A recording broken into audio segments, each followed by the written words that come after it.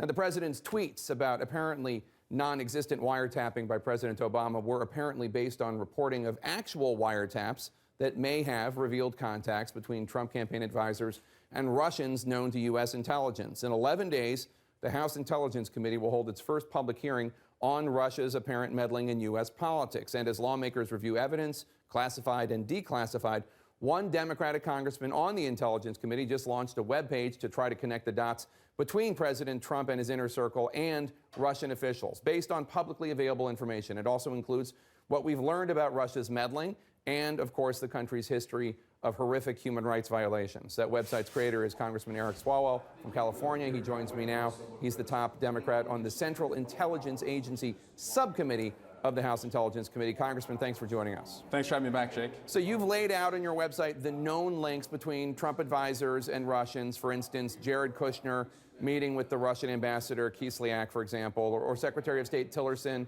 who was once head of ExxonMobil and had dealings with Russian business interests. A critic might say, so what? That's not evidence of any wrongdoing. What would you say back?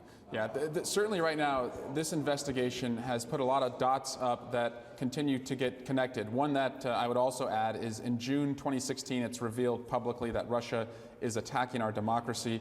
A month later, Carter Page, a foreign policy advisor for the president, with permission of the campaign, travels over to Russia. That's another critical piece of evidence. But right now, what the public is asking is, what were the personal, financial, and campaign ties that the president and his team had with Russia? And we wanted to piece this together in an unclassified way so the public could follow along and also see the influence that has taken place. Because you have Jeff Sessions, who was tough on Russia, meets with the Russian ambassador a number of times, changes his stance. The Republican Party wants to help Ukraine as Russia is moving in on Ukraine, goes to the convention, changes the platform. So it's not just Russia ties, it's a change in policy.